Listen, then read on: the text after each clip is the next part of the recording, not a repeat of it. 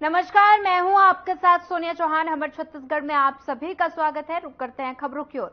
रायपुर में बूढ़ा तालाब के पास शिवसेना के लोगों ने धर्मांतरण के मुद्दे को लेकर एक दिवसीय धरना प्रदर्शन किया। उन्होंने सरकार से मांग की कि धर्मांतरण जैसे संवेदनशील मामले पर सरकार गंभीरता दिखाए और कार्रवाई करे। और इसी के साथ प्रदर्शनकारियों का सवाल था कि हिंदू, मुस्लिम, सिख, ईसाई सभी के लिए अलग अलग कानून क्यों है और इसके लिए एक ही कानून होना चाहिए। क्या है कुछ पूरा मामला, देखिए हमारी ये खास रिपोर्ट।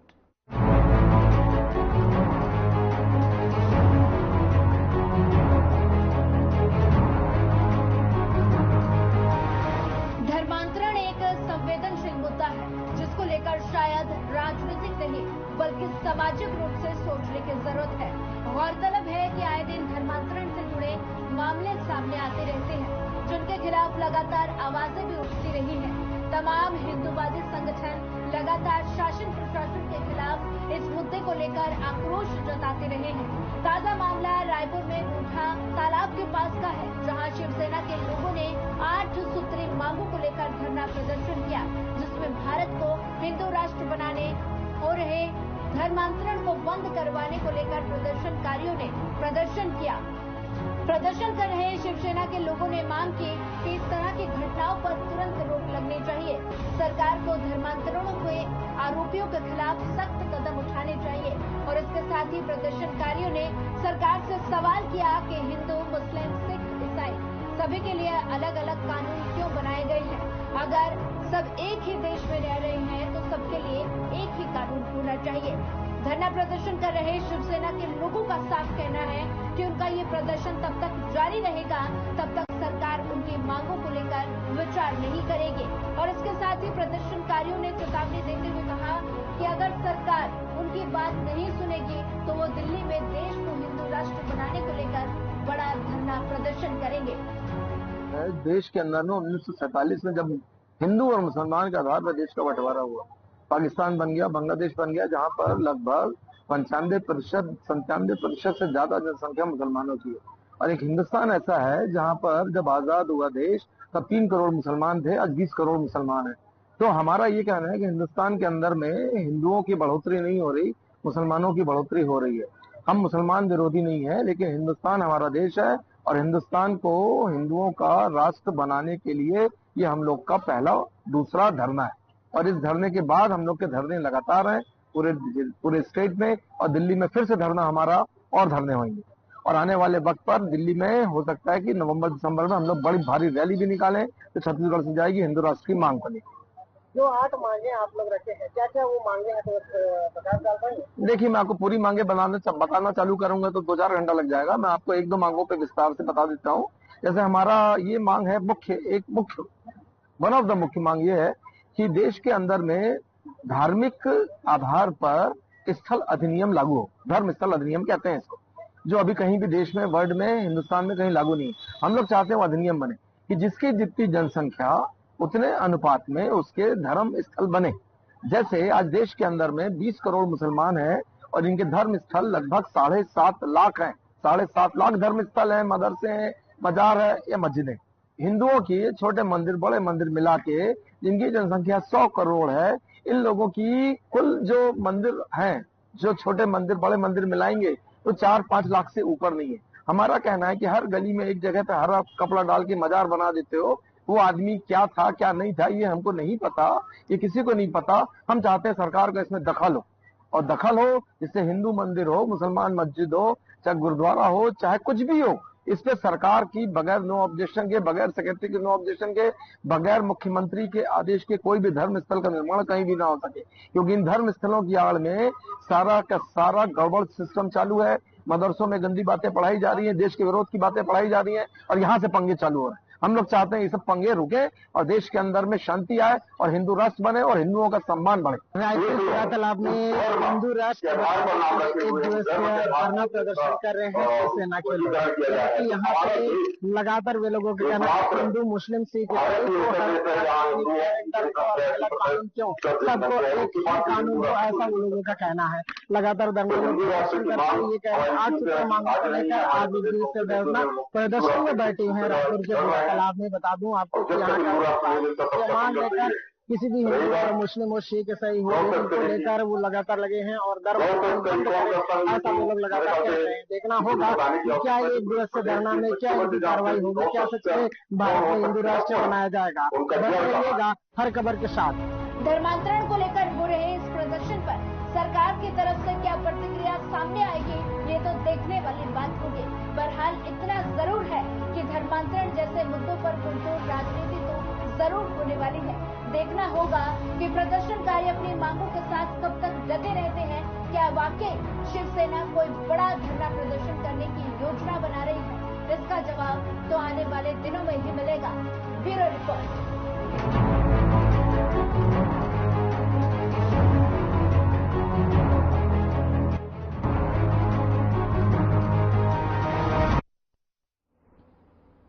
बेमेतरा में बीजेपी नेताओं ने प्रदर्शन किया और उन्हें नगर पालिका कार्यालय का घेराव किया और साथ ही ये प्रदर्शन नगर पालिका बेमेतरा के खिलाफ था और नगर पालिका बेमेतरा में कई विकास कार्य रुके हुए हैं और सफाई, पेयजल और निर्माण कार्य जैसे कई कार्य महीनों से लटका हुआ है और इस कारण लोगों को परेशानी का सामना करना पड़ रहा है, जिसे लेकर महिलाओं ने अपने सर पर मटकी रखकर विरोध किया और नगर पालिका अध्यक्ष के ऊपर मनमानी करने का आरोप लगाया।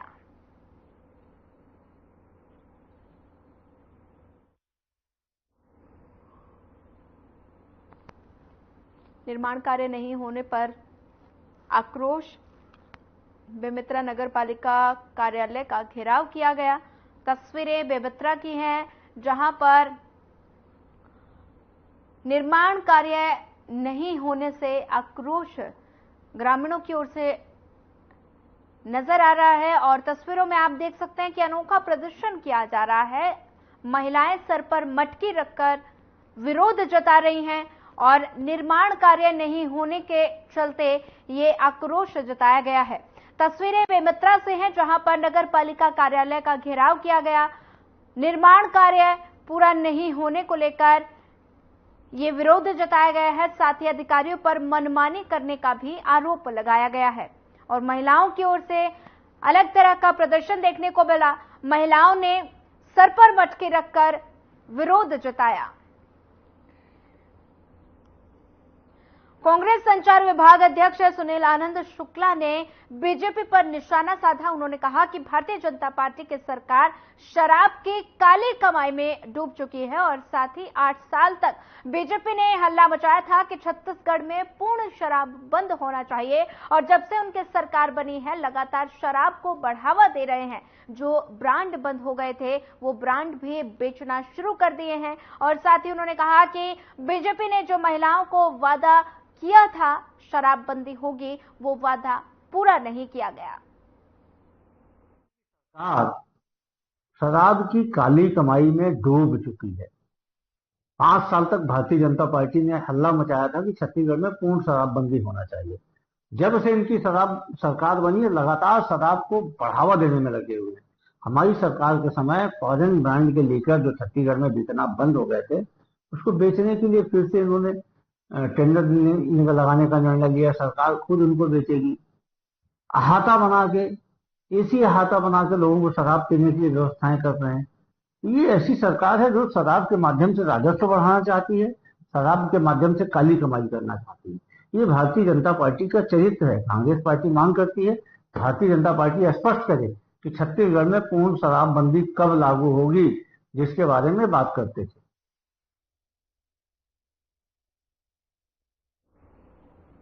दुर्ग एसपी जितेंद्र शुक्ला ने शनिवार को जिले के 16 निरीक्षकों का तबादला आदेश जारी किया। जारी आदेश में दुर्ग, कोतवाली, मोहननगर, जामुल, पुरानी भिलाई, भिलाई भट्टी, महिला थाना, धमधमा, बोरी और साथ ही उताई, प्रमानाभुरपुर और साथ ही अमलेश्वर और नंदनी नगर के साथ थाना प्रभारी बदल दिए गए।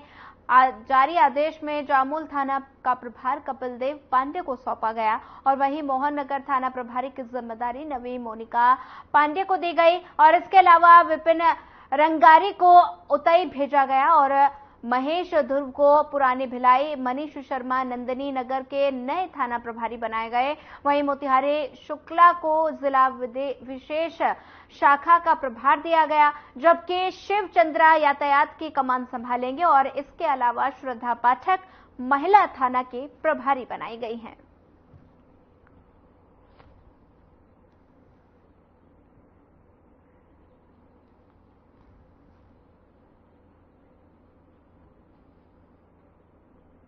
दंतेवाड़ा जिला के कड़मपाल ग्राम पंचायत के ग्रामीणों ने स्थानीय भर्ती को लेकर एनएमडीसी का घेराव किया।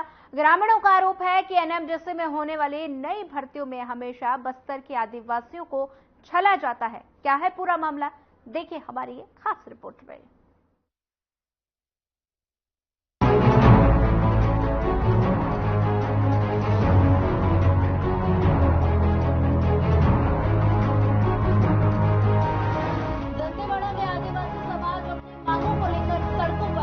आदिवासियों के अंदर एनएमडीसी को लेकर आक्रोश भरा हुआ है और इसी को लेकर ग्राम पंचायत कड़मपाल के ग्रामीणों ने एनएमडीसी बचेली और एनएमडीसी किरंदुल का घेराव किया।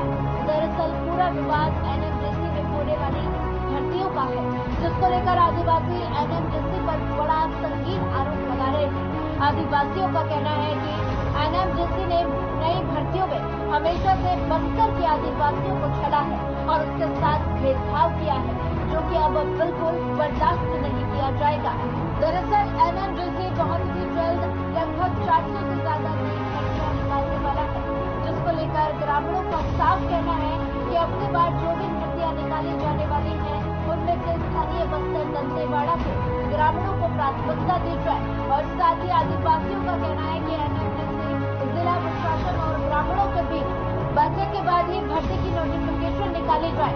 ग्रामीणों ने चेतावनी दी कि अगर बिना किसी बातचीत के भर्ती प्रक्रिया निकाली जाती है तो आदिवासी महासभा इसका पुरजोर विरोध करेगी और उनका ये धरना अनिश्चितकालीन तक जारी रहेगा।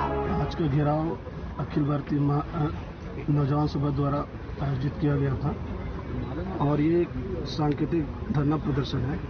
हमारी मुख्य मांग है कि आगामी दिनों में एनएमडीसी किरंदुल बचेली में जो भर्तियां होने वाली हैं उस संबंध में था और हमारा एक ही मांग है कि जो आगामी दिनों में भर्ती होने वाला है उसमें स्थानीय लोगों को ज़्यादा से ज़्यादा संख्या में लिया जाए, क्योंकि जनरली देखा गया है कि जब भी ऐसी भर्ती प्रतिक्रिया होती है दोनों प्रोजेक्ट में, तो जो यहाँ के जो स्थानीय लड़के लड़कियाँ हैं वो उतनी अनुपात में नहीं लग पाते जितना लगना चाहिए, क्योंकि ये आपको भी पता है कि जो बस्तर एरिया 5th शेड्यूल है और 5th शेड्यूल कहता है कि कोई भी भर्ती प्रक्रिया में स्थानीय जो बच्चे उनको पहले प्राथमिकता दें, वो नहीं हो पाता है और हमारी यही मांग है।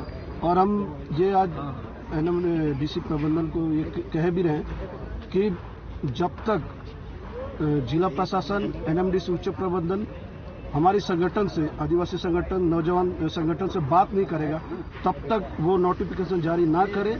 अगर ऐसा करता है आगामी दिनों में जो क्षेत्र में जो युवक युवतियां हैं, जो बेरोजगार है, वो एक उग्र आंदोलन के लिए बाध्य होंगे और आगामी दिनों में जिला बंद का आह्वान किया जाएगा, क्योंकि यहाँ के जो बच्चे हमेशा से एनएमडीसी चाहे कोई भी फील्ड में हमेशा से ठगे आते रहे कई सालों से और दिनों दिन बेरोजगारों की संख्या बढ़ती जा रही है। यहाँ के बच्चे आजकल तो बहुत ज़्यादा पढ़ लिए रहे, आईटीआई किए हैं, इंजीनियरिंग किए हैं, जूनियर ऑफिसर बन सकते हैं, आईटीआई L1 L2 में लग सकते हैं, बहुत गांव में खाली पड़े।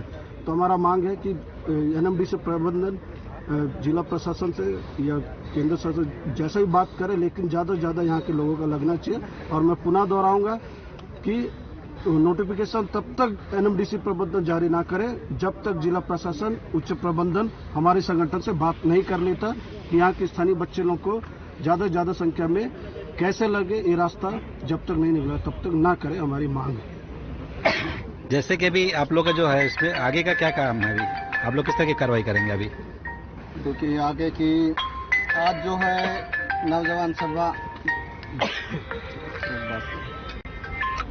बोलो। आज अखिल भारतीय नौजवान सभा के लेटर हेड में हमने यहाँ पर एनएमडीसी में आवेदन दिए हैं रैली के माध्यम से। ये इसी कुछ 150 लोग आके दिए चुनौती के लिए दिए हैं। आगे इस लड़ाई हमारा जारी रहेगा। भारतीय कम्युनिस्ट पार्टी के अधीन जितने भी संगठन सब एक होकर अखिल भारतीय नौजवान सभा को हमने पूरा समर्थन करेंगे, भरपूर समर्थन करेंगे। पूरा जो अभी बताया गया उस बातों को यदि ध्यान ना देते तो फिर आने वाले दिनों में हम पूरा दंतेवाड़ा जिला बंद रहेगा और यहाँ पर पूरा एनएमडीसी पूरा बंद रहेगा। यदि यहाँ के लोगों स्थानीय भर्ती यदि नहीं लगती है तो अगर ये तो पूरा हो गई। अभी तक जैसे भी चलते आया उस पर हमने उतना ध्यान नहीं दिए। अभी तो उग्र आंदोलन होना ही है, इसीलिए इसको आज का आवेदन को प्रबंधन इसको अच्छा ध्यान आकर्षित करके आगे भेजे और इस बात को जिला प्रशासन और जो विरोध करे वो संगठन के साथ तो उसको कोई रास्ता निकालना चाहिए। हमारा मांग ये है। जैसे कि जानकारी मिली कि आप लोगों ने आज एनएमडीसी कार्यालय का घेराव किया है, कारण क्या था घेराव करने का? कारण यही था कि यहाँ पर जनसुनवाई के दौरान बहुत सारे मांगों को लेकर के एग्रीमेंट किया गया है और उनमें से अभी तक कोई भी पॉइंट पे इन्होंने कार्रवाई नहीं किया। विकास कार्य की ओर कोई कदम नहीं बढ़ाया, इसी के लिए आए। और मुख्य रूप से जो लाल पानी से जो जमीन दबा हुआ है और उसमें जो लोग को जो लाल पानी का मुआवजा मिला है और कुछ लोग ऐसे हैं कि लाल पानी के जो खेत जिनका गया है उस जमीन का जो स्वामी है वो लोग खत्म हो गए। खत्म होने से उन लोगों को कम से कम 4-5 साल से जो है उन लोगों को मुआवजा नहीं मिल रहा है। अब बाकी लोग को दे रहा है, बाकी लोग को नहीं दे रहा है। तो उस विषय में भी हम लोगों ने बोले कि भाई जो भूमि स्वामी खत्म हो गया है उसके उत्तराधिकारी, उसका वाइफ या उसका बड़ा बेटा को लाल पानी का मुआवजा दिया जाए, इसका हम लोगों ने मांग की। लेकिन इस विषय पर भी इन्होंने अभी तक कोई कार्रवाई नहीं किया, कोई पहल नहीं कर। ये भी एक मुद्दा था हमारा। और पहाड़ के चारों तरफ के जो बच्चे हैं शिक्षा से वंचित है और उनको हम इस बार कैसे करके 15 जून से पहले उनको एक शिक्षा का क्षेत्र में उनको दाखिला करना चाहते हैं और हमें स्कूल की व्यवस्था चाहिए तत्काल और वो भी एनएमडीसी के माध्यम से संचालित हो, वो हमारा मांग है। अभी जैसे कि आपने बताया लाल पानी का मुद्दा, तो ये दंतेवाड़ा जिले के लिए एक बहुत ही गंभीर मुद्दा है जिसे कि लाल जहर बोला जाता है। ये जिस जगह जाता है ये लाल जहर वहाँ पूरी तरह से बंजर कर देती है। तो इसमें बताएंगे आप कि दंतेवाड़ा जिले में ऐसे कितने प्रभावित हैं जिनको ये मुआवजा मिला है और कितने लोगों को नहीं मिला है? 2006-07 का हम लोगों ने सर्वे किए है, उसमें 567 किसान आए थे प्रभावित जिनका खेती। अभी 1000 कुछ किसान जो है लाल पानी से प्रभावित हुए, अभी बढ़ गया। तो इसमें मुआवजा अभी सर्वे किया जाना है पर सर्वे नहीं किया। इसमें मुआवजा कितना मिल रहा है? मुआवजा आप कितना रेट फिक्स कर रहा है वो सरकारी जानता है, प्रशासन जो दे रहा है चेक। अब इस विषय पे हम लोग कभी पूछने का कोशिश भी नहीं की। अब बाकी बहुत सारे लोगों को कम से कम 25 से 30% लोग हैं उनको अभी भी मुआवजा नहीं मिल रहा है, जिनके घरों में मुखिया खत्म हो गया और जिनका जमीन है पट्टे किसी और का नाम है, हेरा फेरी हो रहा है उसमें भी। तो बहुत सारे लोगों को अभी भी मुआवजा नहीं मिल रहा है। इसमें जैसे ये जो लाल जहर है इसमें आप लोग इसमें कितना मांग की और किस तरह की मांग आप लोग की चलती रही है और इसमें एनएमडीसी क्या बोलती है? हमारा मांग बहुत पहले से हमारा है, इसमें पूरा सब कुछ तो खेती भी लाल हो गया, हमारा नहाने का पानी लाल, पीने का पानी लाल, बोर में भी लाल निकल गया, कई तरह का प्लास्टिक से हमारा देवी देवता बाधित हो गया और जल स्रोत खत्म हो रहा है। बहुत सारे चीज लाल जहर में एनएमडीसी का उत्खनन से तो कई चीजें हमको नुकसान हो चुकी है। इस मामले में एनएमडीसी का क्या कहना है? एनएमडीसी हमेशा झूठा आश्वासन दे रहा, आज करेंगे करके। आज आप लोग जिन मांगों को लेकर आए थे वो क्या जवाब दिया एनएमडीसी ने? वो भी नहीं हो पाया। आज जो हम लोग आए थे जिन मांग को लेकर के उसका कोई चर्चा भी नहीं, शुरू भी नहीं हुआ, अंत भी नहीं हुआ, क्योंकि यहाँ का जो मुख्य महाप्रबंधक वो नहीं है। इसके कारण से वो छुट्टी में गया है, 25 तारीख को आएगा बोलने से फिर हम अगले तारीख पे आने का बात करके मीटिंग को खत्म किया। आज आप लोग की मुख्य मांगे क्या क्या थी? वो सारे मांगे हैं, क्या बताऊँ। थोड़ा सा बताना चाहेंगे कि इसमें मांग क्या क्या मांगे? हमारा स्कूल है, अस्पताल है और लाल पानी का मुआवजा है। जो कॉन्ट्रैक्ट लेबर में काम कर रहे हैं उनको नियमित करने का है। जो नर्सिंग लोग जो नर्सेस जो है कोविड पीरियड से काम कर रहे हैं उनको नियमित करने का है। और भी बहुत सारे मांग हैं। जैसे कि मेरे पास जानकारी है, कोविड के समय कुछ स्टाफ को एनएमडीसी ने उसमें टेम्परेरी तौर पे रखा था, लेकिन अब तक उनको किसी भी प्रकार का सही तरीके से जो लाभ मिलना चाहिए वो नहीं मिलता है। और दूसरा एक मामला और है लेबर सप्लाई का, जो आपने बताया। तो लेबर सप्लाई में भी देखा गया है कि दंतेवाड़ा जिले के लोगों को छोड़ करके पूरी बाहरी लोगों को भर्ती किया जाता है। ऐसे बहुत सारे बाहरी लोग दिखते हैं जो कि बाहर से आए हुए हैं, दंतेवाड़ा जिले से बाहर से आए हुए हैं, लेकिन वहीं इसका फायदा दंतेवाड़ा जिले को नहीं मिल पाता है। इसमें आप लोग क्या बताएंगे? इसी का विरोध में हम लोग स्थानीयों को प्राथमिकता दिलाने के लिए इस पर एक मांग रखे हैं। यहाँ पर जो कॉन्ट्रैक्ट लेबर है उनको भी नियमित किया जाए। जो कोविड पीरियड में जो नर्सिंग लोग सेवा दिए हैं, जो नर्स बन के, उनको भी नियमित किया जाए। ये हमारा मांग है, मुख्य मांग है। एनएमडीसी और आदिवासी ग्रामीणों के बीच चल रहा ये विवाद कब तक थमेगा ये कहना मुश्किल है, लेकिन इतना तो तय है कि ग्रामीण अपनी मांगों को पूरा करने तक पीछे नहीं हटने के मूड में नजर आ रहे हैं। और अब एनएमडीसी अब इनको लेकर किस तरह की रणनीति बनाता है, क्या ग्रामीणों की मांगों को माना जाएगा, ये तो समय ही बताएगा। Bureau report.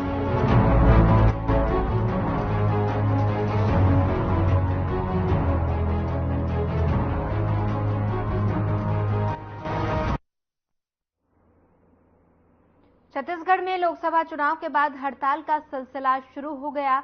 कोंडागांव और सुकमा में प्रदेश स्वास्थ्य कर्मचारी संघ के बैनर तले कम्युनिटी हेल्थ ऑफिसर अनिश्चितकालीन हड़ताल पर चले गए हैं। कर्मचारियों के हड़ताल पर होने की वजह से स्वास्थ्य केंद्र में होने वाले ऑनलाइन कार्य दिन भर प्रभावित रहे और साथ ही डेली रिपोर्टिंग, वेलनेस रिपोर्टिंग, ई संजीवनी और एनसीडी हेल्थ मेला प्लानिंग समेत अन्य कार्य के लिए दिक्कतों का सामना करना पड़ा। और साथ ही स्वास्थ्य कर्मियों का कहना है कि जब तक उनकी मांगे पूरी नहीं होती तब तक वे अनिश्चितकालीन हड़ताल पर बैठे रहेंगे। और साथ ही मिली जानकारी के अनुसार उनकी 3 प्रमुख मांगे हैं, जिनमें गृह जिले में संधारण नियम और 8 किलोमीटर मुख्यालय निवास की अनुमति, कांकेर जिले के सामुदायिक स्वास्थ्य अधिकारी को बर्खास्त किया गया और उसकी बहाली की जाए और साथ ही कार्य अधिकारी वेतन 15 तारीख के भीतर भुगतान का आदेश, इसके बाद भी राशि नहीं दी गई है। मेरा नाम प्रियंका तिर्की है और मैं सामुदायिक स्वास्थ्य अधिकारी संघ से एज अ डिस्ट्रिक्ट प्रेसिडेंट काम कर रही हूँ। आज से हड़ताल में बैठे हैं, क्या कारण? जी, आज से तो अनिश्चितकालीन हड़ताल है, लेकिन हम लोग 18 से 20 उतने में, मतलब वो भी हम लोग का ऑनलाइन स्ट्राइक चल रहा था। बाकी वो 3 दिन में हम लोग की डिमांडिंग कुछ कंप्लीट नहीं हुई, उस वजह से फिर आज से हम लोग को अनिश्चितकालीन हड़ताल कंटिन्यू करना पड़ रहा है। प्रमुख मांगे क्या है? प्रमुख मांगे 3 हम लोग की है कि सबसे पहले तो जो हम लोग का बेसिक सैलरी, उसके अलावा हम लोग को जो इंसेंटिव मिलता है, जो कि हम लोग के पेमेंट का ही एक बेसिक पार्ट है, तो फिर वो चीजें हम लोग को 6 मंथ से लेकर 8 मंथ ऐसा लगभग हो गया है, तो उसका पेमेंट हम लोग को रिलीज नहीं किया जा रहा है। तो सबसे फर्स्ट वही है कि उसका एक प्रॉपर गाइडलाइन बने कि इतने टाइम तक हम लोग को वो रिलीज हो जाएगा हर महीने और फिर वो प्रॉपर कंटिन्यू में रहे, क्योंकि इसके लिए हमेशा नाटक होता है कि फंडिंग नहीं है, ऐसा वैसा करके हम लोग को बोला जाता है। सेकंड मांग हमारा ये। फिलहाल इस बुलेटिन में इतना ही। ज्यादा खबरों के लिए बनी रहिए हमारे साथ। नमस्कार।